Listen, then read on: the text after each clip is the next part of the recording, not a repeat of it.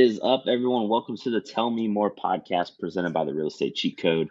I'm excited. I got Scott Ringer with us today from the Ringer Group at Keller Williams Consultants. Scott, thanks so much for taking time out of your Friday to jump on here with us and share your story. No problem, man. Appreciate the invite. So, Scott, what we do on the Tell Me More podcast is I'm very passionate about helping new agents get into the business. And really showing people that there's no one set way to get into the business and there's no one set way to go and build your business to find success. So we always start from the very, very beginning of your childhood. What was life like for you growing up? Did you have any interests, any hobbies? We had a great upbringing. I've got an older brother, 2 years older, and we're from Sugar Falls over in the Cleveland area. Okay. My dad's a retired veterinarian, and we were fortunate to have a really nice upbringing. So we kind of grew up in Sugar Falls and spent the summers every weekend up at Lake Erie with boats and all that fun stuff up there. Yeah. I don't know. It was good. Our whole world was being on a boat. We had competition ski boats and stuff, and we had instructors from SeaWorld as really good friends. So we did everything: the pyramids, barefooting, all that fun stuff. No way. Yeah, Do you still have those skills or what? I think I do. I think I can still do it. I'm a little bigger and more out of shape now, but I've got a size 16 shoes, so those are pretty much water skis right there when you're barefoot. Yeah, that's awesome. Yeah. I just the little experience I have is like the knee boarding stuff. Yeah. I never got on the skis or anything like that, but that's Yeah. cool. Yeah, it was a lot of fun. We had the best instructors, and they were my mom and dad's best friends, and so it was pretty crazy. So after high school, did you end up going off to college, or did you jump into the career Yeah. field, or? No, I came to OSU for college in '92. Graduated high school in '91. Just never left. Columbus was just awesome, and ended up not graduating from Ohio State. Kind of got the golden handshake to kind of move on because I partied a little too much. So I went over to Columbus State and wrapped up over there and business management associates, and school wasn't that much my thing. Yeah. I was always just into other stuff and hands-on type stuff and building type stuff, not textbook per se. Yeah. What after graduation, so you went to business management. What was kind of your career field? Kind of lead me all the way up until real estate.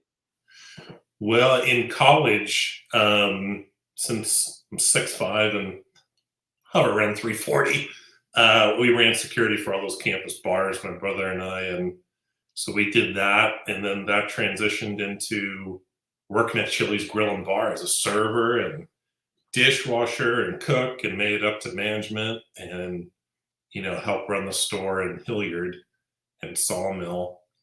And then the Buckeye Hall of Fame Cafe, that was a beast here in Columbus. And then they shut down and got into real estate the same time I was leaving the restaurant industry. So that was back in 2000. I've been licensed since 2000, so 23 years.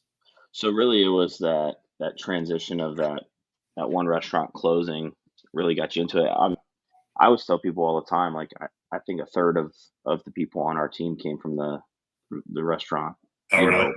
world. Whether it was server, bartender, anything along those lines. So yeah, I honestly, going into restaurants is probably the best thing because I was super reserved and didn't talk to many people and just did my own thing, and it forced you to come out of your shell, and doing that at a young age was extremely beneficial. So I think everyone should probably work with the public in some sort.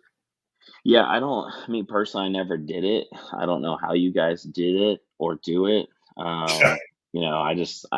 I couldn't handle or probably deal with the person that sends food back over something Yeah. being wrong. I mean, even to this day, like I don't send food back. Like if it's wrong, I'm just like, it is what it is. Like I just, everyone Yeah. has mistakes, and like, the whole tipping thing. I was, I'm always one like, hey, if they have a bad day, right? Maybe, service is bad or whatever. Maybe this server's just having a bad day, and I Yeah. just, I just know I couldn't do it. There's no way. I don't think I could do it.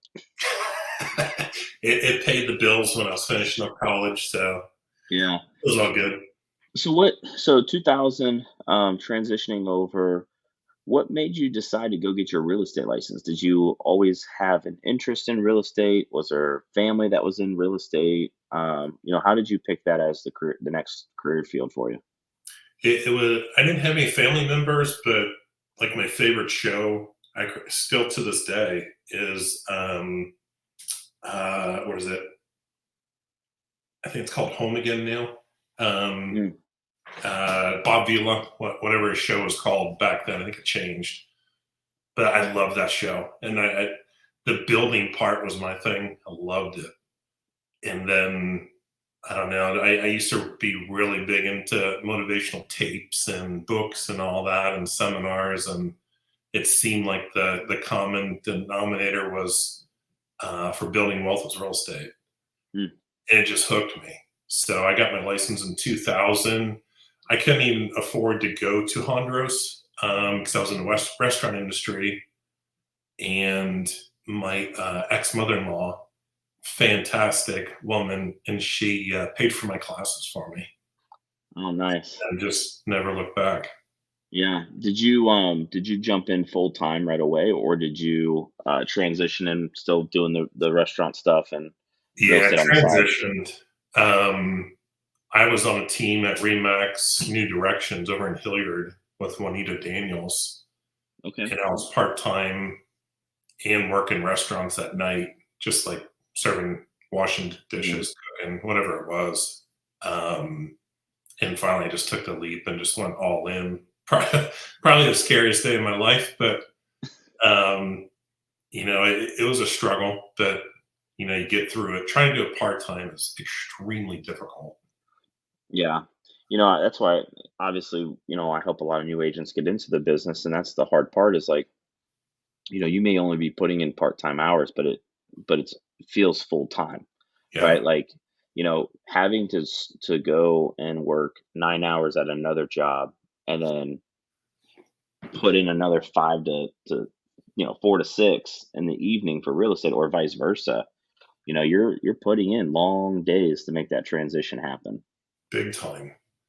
Yes, it was good. I mean, back in 2000, market was completely different then, obviously, than now. There's lots of ups and downs through all those years. But when you're full time, I mean, you're putting every single bit of effort into Mhm. real estate. If you're working another job, you're kind of like splitting up your time. You can never devote 100%. So it's hard to tell new agents that are part time, you got to quit your job and just go all in. I mean, I get Yeah. it, you got to pay your bills, but jumping in is probably the best thing you can do. Yeah. When you made that decision to get into real estate, so did you have supporters? Did you have doubters? Obviously, you said your ex mother-in-law, was the one that helped you get the license, but Yeah. um, people think you're crazy. Actually, no, because my ex mother in law, I'm sure you know her, Joyce Reinhardt, Oh with, yeah, yeah, with First American Home Warranty. yeah. Um, just being around her family, she's been in the business with title and, home warranty. And so Hmm. that's all I saw was real estate activity going on that side of the family. So the support was awesome. My parents, they'll support whatever. So I think mom and dad may have bailed me out a few times to help me out. Um, but no, the support was definitely there. And I'm a firm believer, and I've eliminated so many people in my life that are just negative, Mm, all the way back to high school. Just, I can't stand just those negative thoughts out of people constantly. yeah, So, I mean, I felt bad eliminating some of these people because they really didn't do anything wrong, but just the way they were, they're just constantly burning me down. Hmm. So that was huge. So I surrounded myself with kind of like all real estate people. Yeah. Well, I talk about it all the time, like, your environment matters, It right? does. And auditing your circle, the people that you're hanging out with the most. And I'm not talking just friends, right? Family. I'm Right. talking also, your brokerage, your team, your office, like, you know, just changing the scenery and the people that you're around, especially like right now. I don't know what the market was like in 2000, but like right now when things are, eh, you have a lot of people that are so down on the real estate market and so down on what's going on in the economy, and they're doom and gloom from a real estate agent standpoint. Yeah. And then you have other people out there that are, this is an opportunity, right? Like there's going to be agents getting out of the business. What do you mean? Like you're scared? Like, no, this is where, you're going to be able to find more success, right? Because there are those people. So, um, you're spot on. I mean, having to audit the people that are around you, from a mental side, standpoint is huge. Mindset's everything in real estate. Being a realtor, it is not what you think it is. It's not opening doors and making all this money. And I mean, you know that too. But I mean, whenever we have a new person come on the team, I'm constantly telling them, don't listen to all the chatter in the office, all the negative things going on with the market and rates and realtors, just Yeah. think about getting out of business. Don't listen to any of that. It'll tear you up. You just got to stay positive and keep your head down. So I'm pretty good about that. I don't listen to any of that stuff. Yeah. The So, mental side is they don't teach us that in real estate school. They don't teach us a whole lot of anything in real estate school. But, that's something like I was 22 getting into it. I didn't know anything about business. I didn't know anything about real estate. I didn't know anything about marketing. And I sure as hell didn't know anything about, the mental roller coaster that it was going to take, to get your business up and running. And even when you think that it's running well, there's a lot of things that we do right or within our control, but then we don't get the right results, because there's so many other, um, people involved in this process and transaction that we could do the right things and still not get that result that we're wanting at the end of the right. day. Exactly. So when you got into the business in 2000, how did you focus on building the business? What were some of the things that you were doing to kind of get yourself up and running? And then as well, did you come out of the gate on fire or did you have some struggles along the way? I did things a little bit differently. When I got licensed, I met a really cool agent. He had the office next to me, Tom Connolly. Yeah, And yeah, yeah. Tom, and Did you know Tom, Tom used to be on our team? what's that? Did you know Tom used to be on our team? Yeah. Yeah. Yeah, yeah. Yeah. Love Tom. I just talked to him last week. Yeah. He's a great dude. So same with his wife. And he kind of introduced me to BPOs, broker price opinions, and then kind of Mhm. led into REOs and all that. So my first year in the business struggled. I'm sure everyone does. And my team lead, had some leads, but Tom kept feeding me all these BPOs to do because he knew I was struggling because I was still, part time at night with, cooking and washing dishes and stuff. And so he kept me afloat on, these little assignments to get, I can't remember, 30, 40, $50 to do these reports. And it got me thinking like, wow, this is a really niche market, but I'm doing all these BPOs for a bank that's going to give this foreclosure listing to an agent. They're going to Mhm. make all the money. So I was like, why am I doing these BPOs? I want to be the agent gets the properties. So I met just some good connections at Wells Fargo, and they hooked me up with the REO department, and they got me in with them. So REO was massive for me, probably the first 13 years. Mm. Um, and the biggest mistake I did was I went all in on REOs, and the most I had at one time were 98 properties. So I had 98 properties. I didn't have to go into the office. I didn't have to listen to homeowners. I didn't have to do anything except just do my work, make the property visits, handle evictions, lock. I mean, all that. I love that stuff. Yeah. So I did all that, and every person that called as like a lead on a sign call or online or something like that, I would ignore it. I was so naive. I just said, I don't have time for any of that stuff. And I always had agents coming up to me saying, hey, I want to be a buyer's agent for you and handle all these leads, because I knew I had tons of leads. I was like, I don't have time for any of that stuff. So I literally just didn't follow up on any leads. I just strictly did the listings. And my lifestyle was awesome. I didn't work weekends. Yeah. Um, the income was incredible.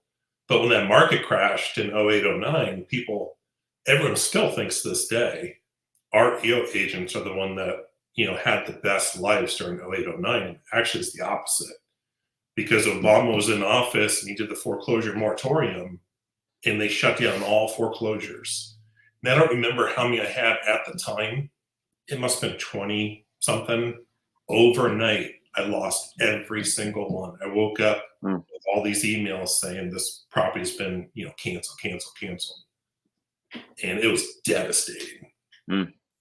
And I still kick myself to this day, because that's all I did was REO, no traditional sales at all. Yeah.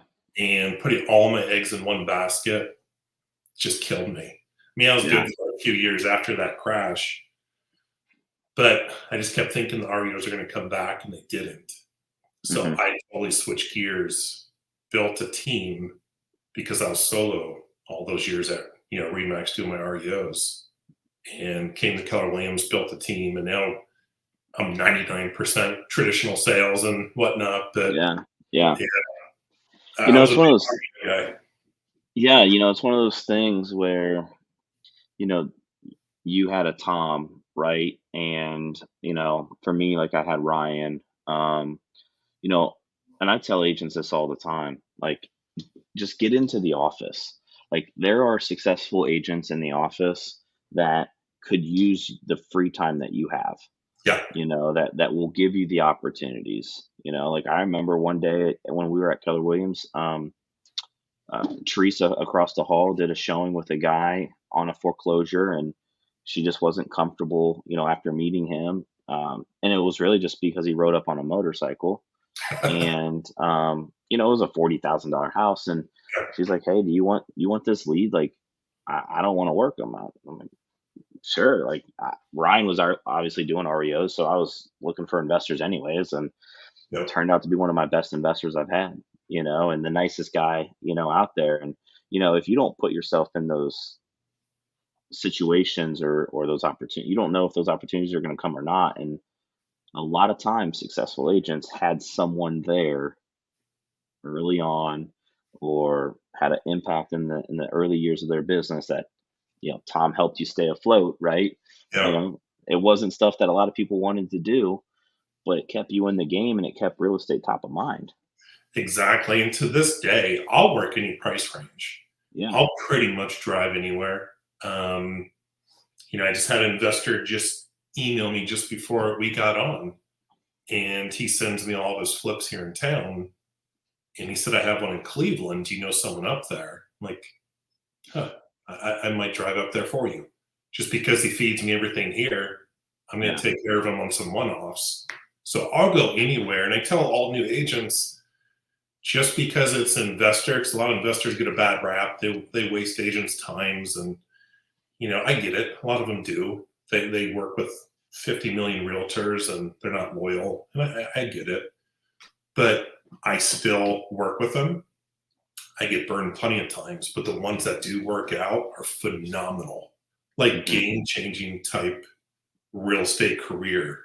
I've had so many investors that'll feed me 3, 4 properties a month to list. That's Hmm. huge. Yeah. And the networking with their contractors and, all kinds of stuff. It's incredible. And even if you list a property that's $20,000, those sign calls and those emails and those leads, it just multiplies and multiplies with other opportunities. Yeah. We don't Yeah. turn anything. No, for me, it allowed me to understand the numbers of real estate better. You Yeah. know, like I didn't know, like I was 22, I didn't know anything about furnaces and cost of window replacements and all, like for No, me now I can walk into the house and be like, okay, hey, this is probably gonna be that, this will be that, and it just helped me so much working in the REO and investor space when I got in. you learn so much in that field. And I love that dirty, grimy house that no one wants to step foot in. Cat urine everywhere, and just furniture and trash. You got to literally climb and walk over. I love all Yeah, that yeah, because the opportunity to make that property awesome is incredible. yeah. So I love Scott, you did the REO thing up to about 2013, you said, and really saw a hole in the bucket when it came to your business because you weren't doing any of the traditional side. it. Um, Ultimately, that kind of dried up just as the market got better over time.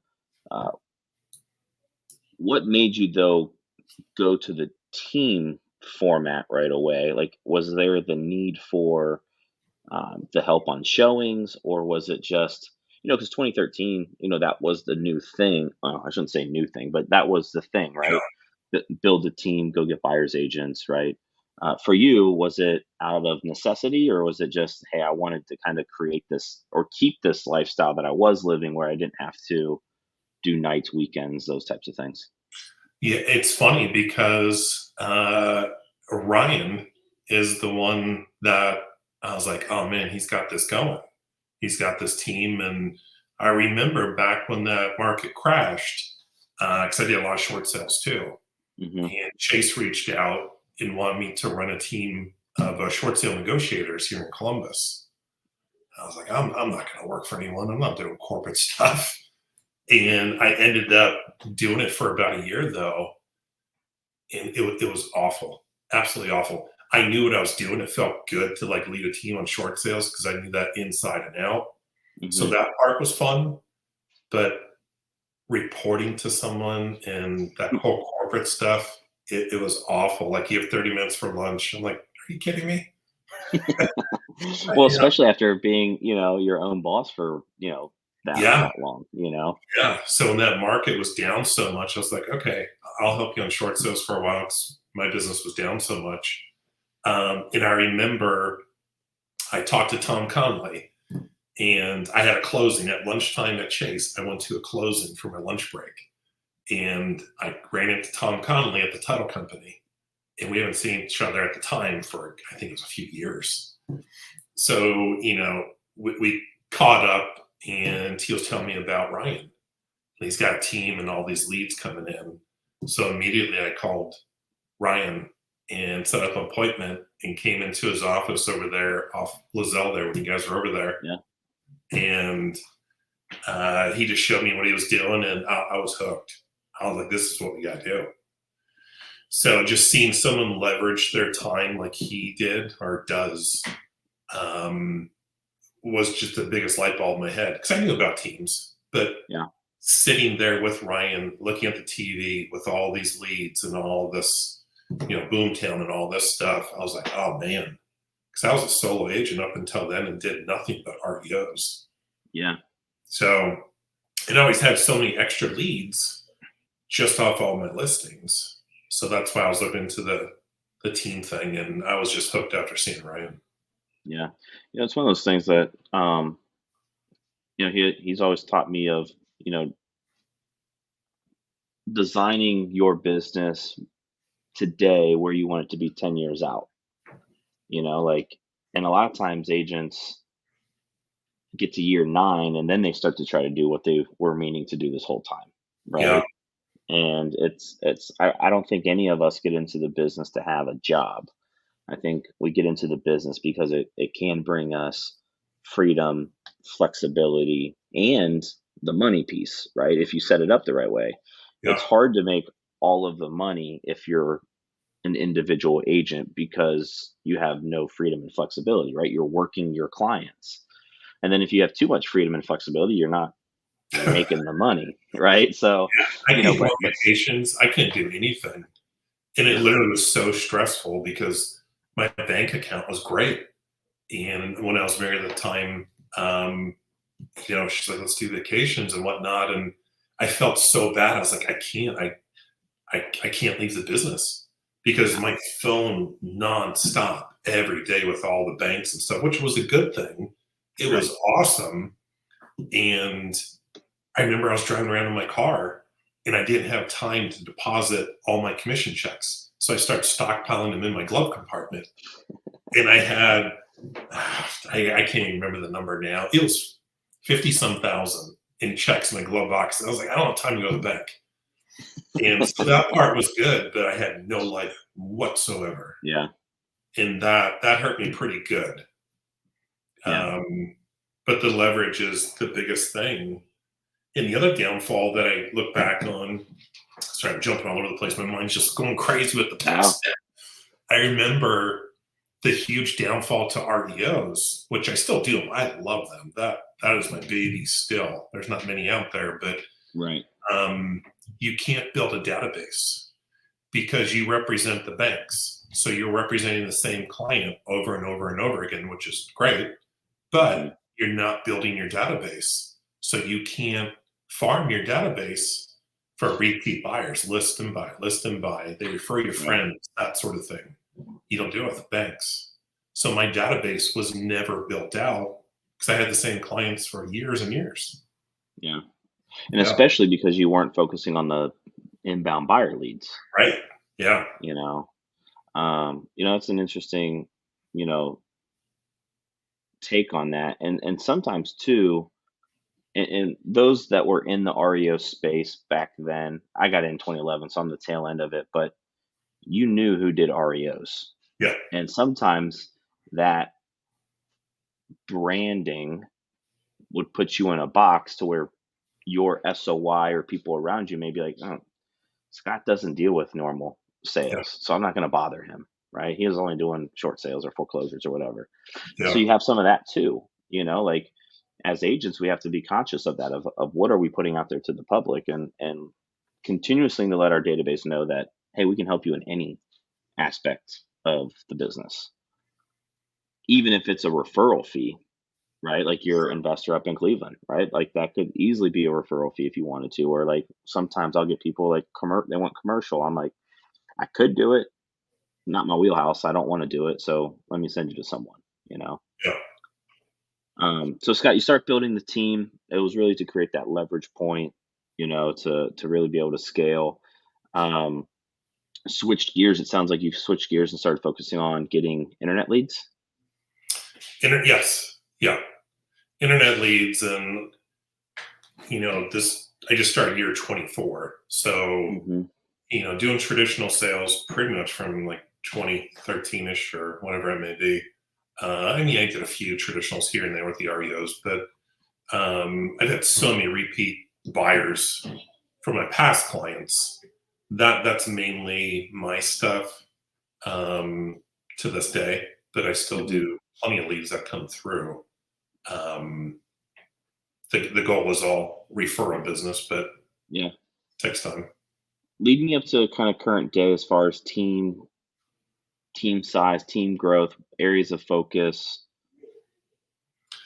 It's been a challenge finding people that actually want to work. Um, if you have great people on a team, the saying is, just surround yourself with great people.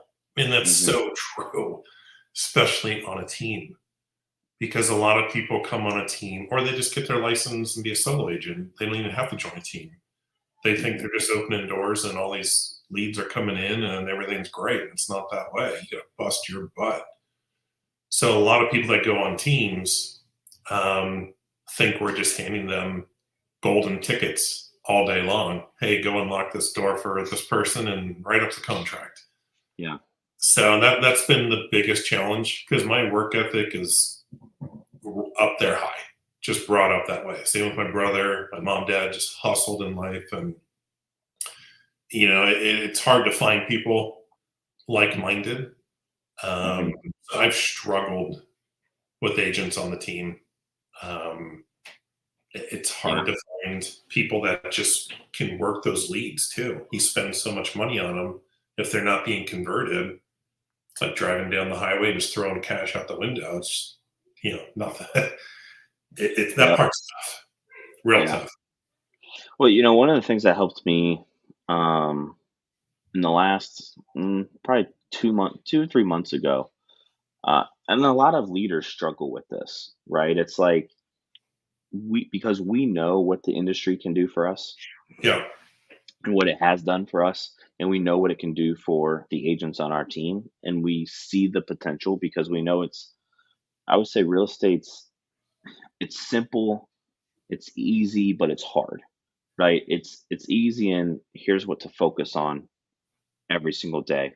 It's hard in doing that every single day because the things that we have to do to generate the business are not fun, right? Like prospecting and lead generation are not fun activities. Um, so real estate's simple. So we know what the agents have to do. But one thing that has helped me with my mindset, and maybe it'll help you or anyone else that's listening as a leader, is you have to be comfortable when you put your head down at night, knowing that you gave your agents the option to be successful because you're never, and this is what John Cheplack, who you may know, John Cheplack said, as a leader, you're never going to make your agent more productive. You're never going to get them from 10 transactions to 20 transactions. They are going to do that. As a leader, you have to make sure though that you give them the option every day, the choice to decide whether or not they want to do that or not.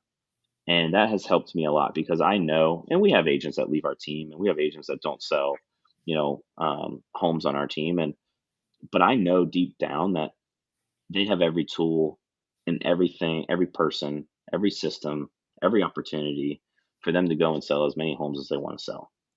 And it's not my fault that they're not. So maybe that helps you and maybe it helps another leader out there because it is a struggle for us as leaders because we know how great this business is when it's done the yeah, right way. yeah. That's dead on what you just said because I know the tools are there. Someone on the team, if they're new, if they're seasoned, doesn't matter. They tell you what you want to hear during the interview. If you want to, bring them onto the team, they get on the team. Our technology is awesome, just like yours. And you get after it, I get after it. I'm very confident everything I've given that person is Yeah. 100%, and maybe 99%. I'm sure there's always room for improvement, but you're right. You can't force them work ethic.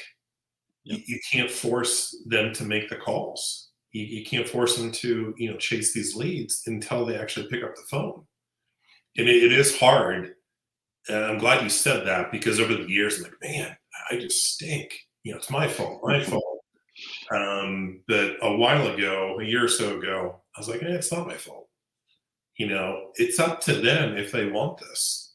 If Yep. someone has all the free time in the world, say on a Monday, there's a business planning, um, seminar or something like that.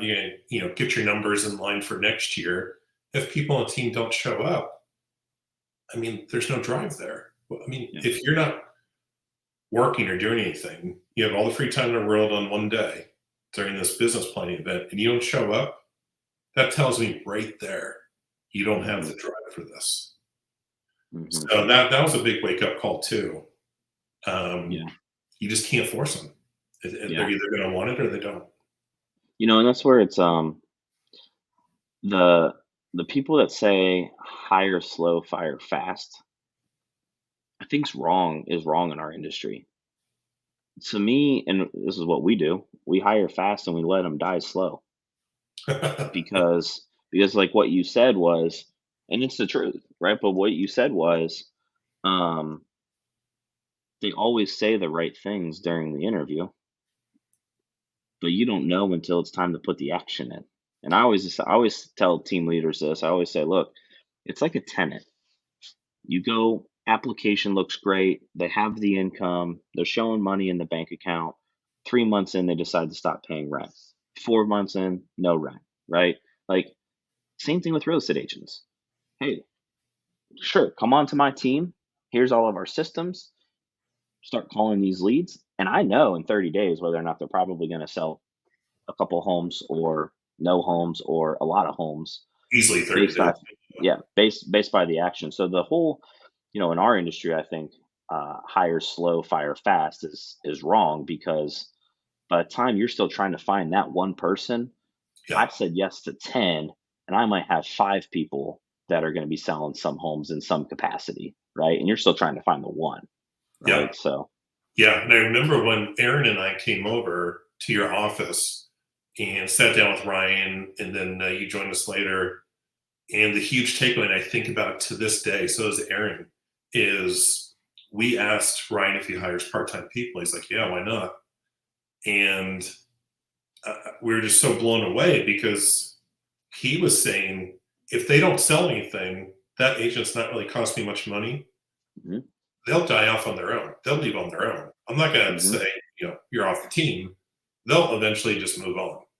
So if they're going to produce, they're going to produce. If they're not, no big deal. I've got all these other hires coming on. So I get it. You're right. Hire them fast, which I do.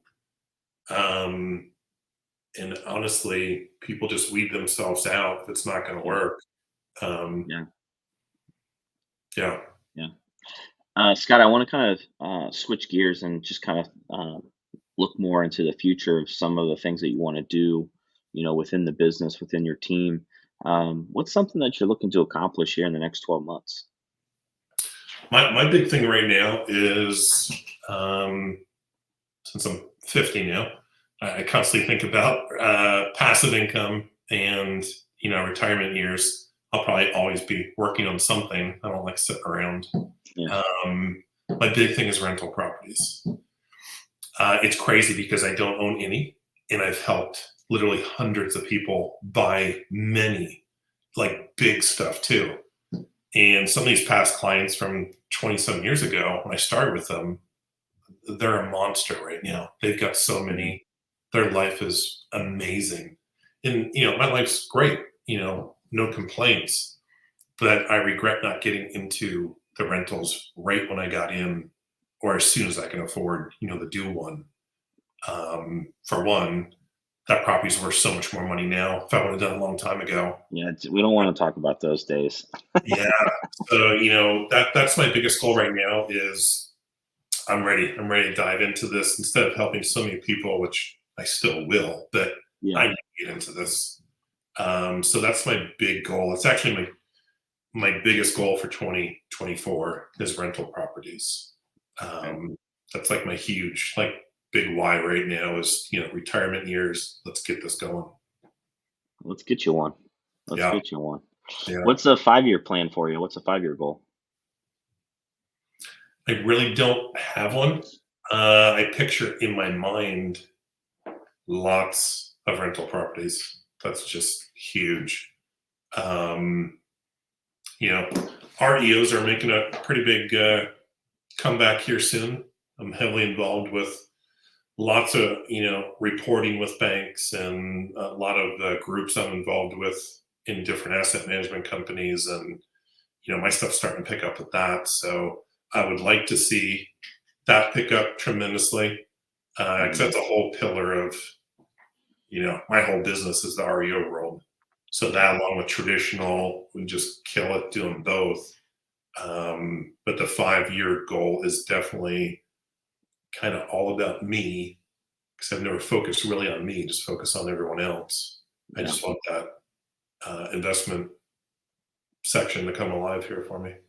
I just did a Facebook post 2 days ago, I think, saying that I think there's more foreclosures starting to trickle into the market because I just been getting a couple more phone calls from auction properties.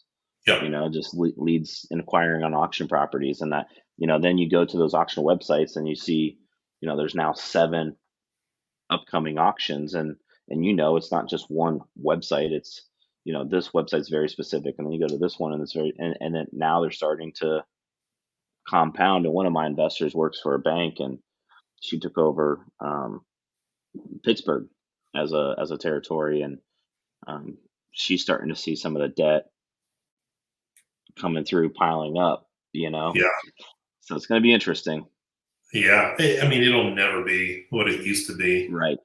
Um, I hate making a big negative a positive for me. Like I'm like, yay, foreclosures, but people lost their homes. So, that's a huge downfall to that. But Yeah. business is business, and a lot of changes have happened. There's a lot of ways to keep people in their homes and more forgiving. So, it's a Hmm. good thing.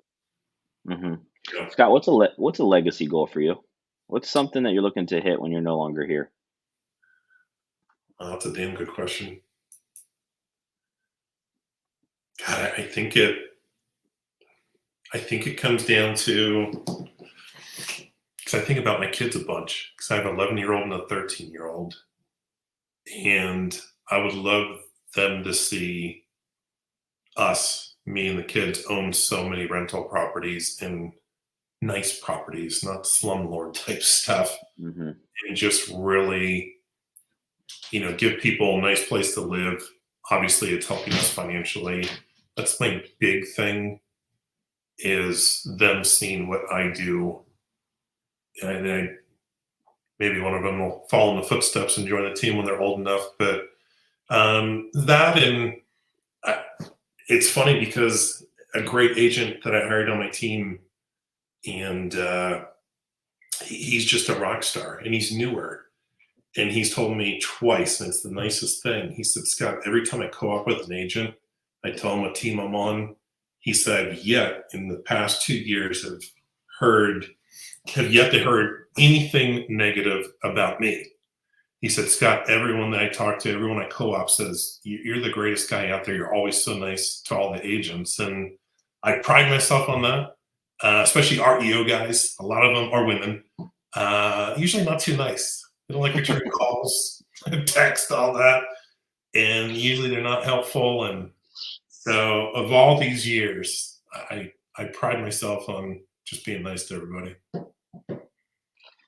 Last question for you.